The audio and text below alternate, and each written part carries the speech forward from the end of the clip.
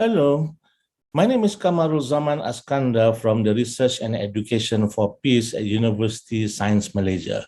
And today I'll be talking about ending conflict, which is module number 5 in this online training program.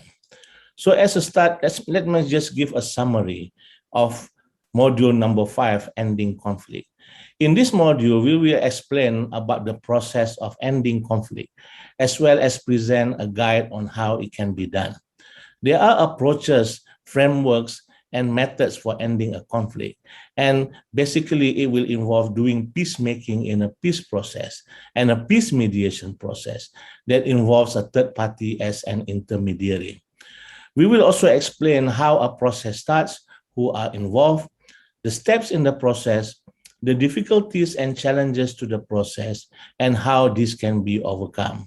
Then there are challenges that we have to look at in ensuring the success of a peace process and what happens beyond the process, including post-agreement or post-conflict peace building and reconstruction activities.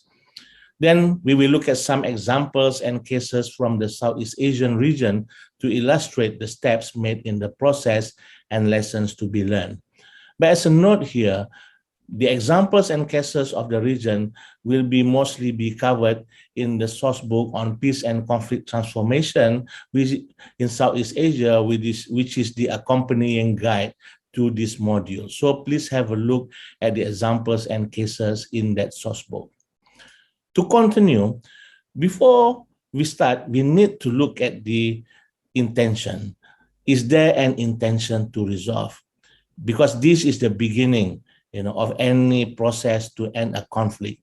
Without the intention to resolve, the process will fail because the parties might have different intentions on how or why they are involved in the process. And in the end, it might not really end positively for the process. So the intention to resolve must always be there as a starting point. Then we need to look at the following through a mapping and analysis exercise. We need to look at the different layers of issues and actors, the relationship structures of the parties, the potential options and opportunities that might persuade the parties to resolve, the transformation processes that have to be done before and during the process, and cultivating lessons learned from past efforts at managing, settling, transforming, and resolving the conflict. So we do all these things as the beginning, at the very beginning of the process. Then we need to look also at a few other points. One is the importance of contingency and complementarity as an approach to the conflict. Contingency basically means that we must be prepared for all possibilities to address the conflicts and the task at hand, and be ready to adapt the strategy and approach at any time. Because a conflict is not static, a conflict is dynamic, and things will change as we go along. So we must be prepared for all eventualities to address the conflict and the task at hand. Secondly, the idea of complementarity. We must be ready to work with other actors and stakeholders from all levels to ensure the success of the process. As I will mention later, even if a peacemaking process involves mostly track 1 actors and stakeholders, the other tracks are also very important because we must also build a strong platform that can be built by peace building and supported by peacekeeping approaches in order for the peacemaking process to be successful. So complementarity of all the actors and stakeholders are very important to ensure the success of the process. Then possibly in many cases, especially protracted social conflict, if the conflict has been there for a long time, we have to make sure that the situation is actually conducive for ending the conflict. And in certain conditions, in certain situations, we can look at the conflict transformation process as a process that can help for us to start the process. And as the process go along, this will also continue. So what are some of the conflict transformation criteria that we need to look at? These include issues, the issues that are involved, structural or relationship of the actors, the context surrounding the conflict situations, the actors who are involved, and group and personnel that they are also involved in the conflict situation. For example, structural transformation basically means that if it is an asymmetric relationship between the actors, we have to ensure that there is at least some kind of a symmetrical relationship between the actors so that they can sit together in the same room to discuss the matters as equal. And this is important for the success in ending the conflict. Issue transformation basically means that if the issue is seen as non-negotiable, if the issue involves values, for example, it has to be transformed as something, that both parties can at least compromise on the issues. So we need to transform the issues. So these are just some examples of the conflict transformation, processes that needs to be done before we can embark on the peace process. So what is a peace process? A peace process is an initiative that develops beyond initial statements of intent and involves the main antagonist in a protracted conflict. It involves a set of interconnected variables working towards envisioning and attaining the desired outcomes, that is the ends. And in a peace process, we have also what is called a peacemaking approach.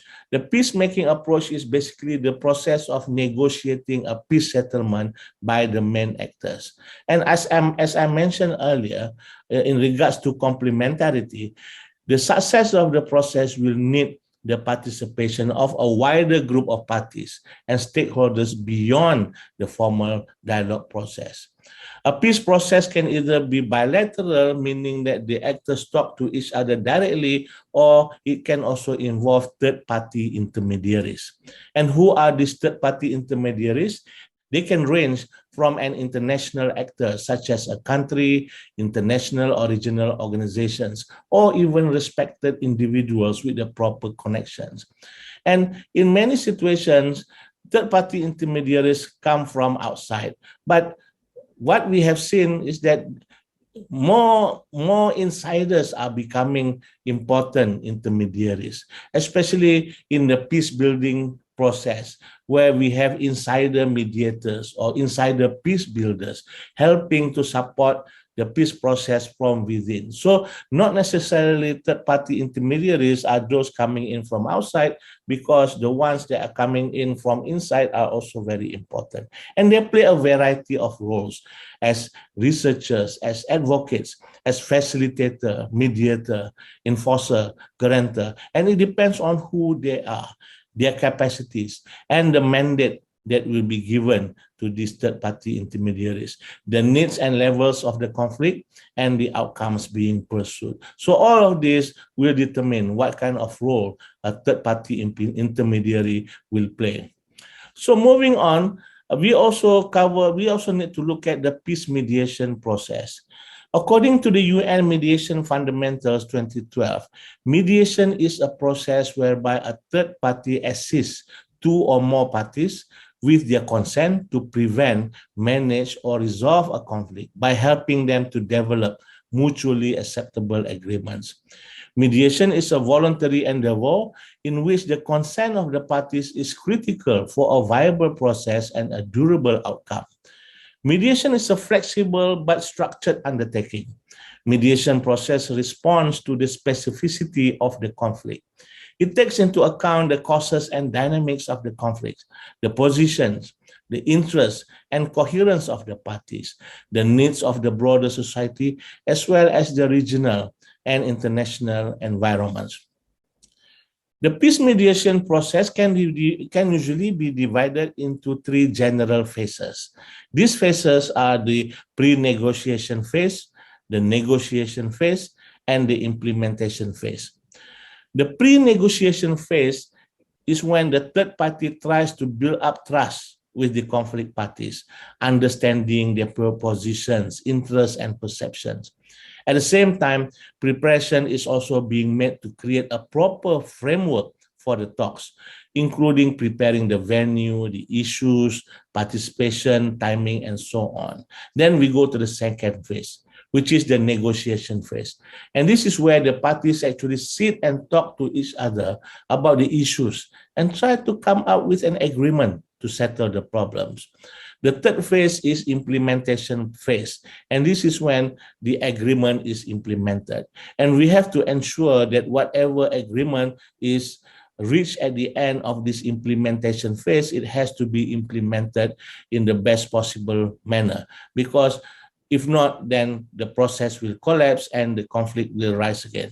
So we need to look at more in-depth explanation of these phases and examples. We need to look at the source book that I mentioned earlier on peace and conflict transformation in Southeast Asia, especially the United States Institute for Peace Mediation Guide and the UN Mediation Fundamentals. But just quickly, what are some of these fundamentals?